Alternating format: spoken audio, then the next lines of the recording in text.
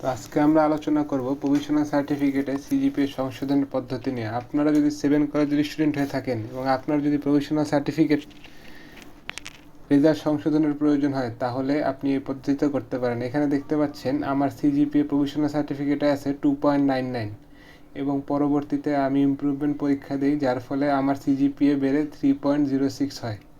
এখন এটা কিভাবে আমরা সংশোধন করতে পারি প্রভিশনাল সার্টিফিকেটে? সর্বপ্রথমে আপনার ঢাকা ভার্সিটির 308 নাম্বার কক্ষ থেকে 15 টাকা দিয়ে একটি সার্টিফিকেটের ফর্ম সংগ্রহ করতে হবে।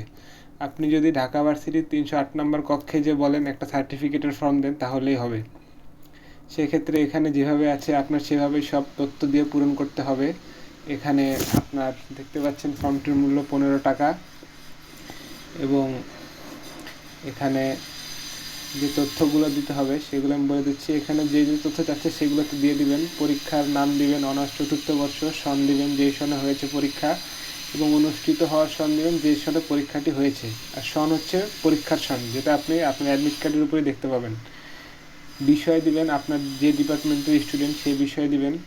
পরীক্ষার কেন্দ্র দিবেন, যে কলেজে আপনার পরীক্ষা হয়েছে, রোল নম্বর, স্টেশন নম্বর, সেশন, এগুলো সব আপনার 4th ইয়ারের অ্যাডমিট কার্ড অনুযায়ী দিবেন।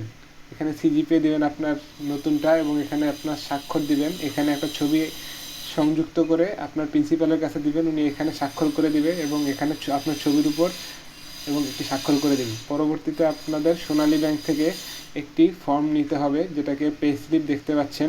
এটা অনলাইন থেকে ডাউনলোড করতে পারবেন এবং এটির ভিতরে 300 টাকা আপনার সোনালী ব্যাংকে জমা দিতে হবে।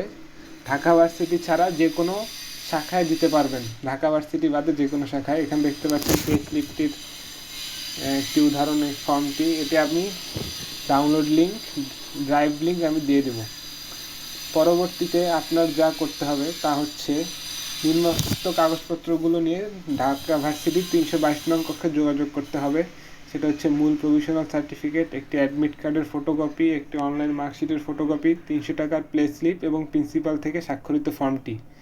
তারা আপনার কাগজপত্র সঠিকভাবে পরীক্ষা করবে এবং আপনাকে একটি তারিখ দিবে যেদিন আপনি নতুন সংশোধিত প্রভিশনাল সার্টিফিকেটটি সংগ্রহ করতে পারবেন। ধন্যবাদ, আশা করি আপনারা বুঝতে পেরেছেন এবং কোনো প্রশ্ন থাকলে নিচে আমাকে কমেন্ট বক্সে জানাবেন দয়া করে। ধন্যবাদ।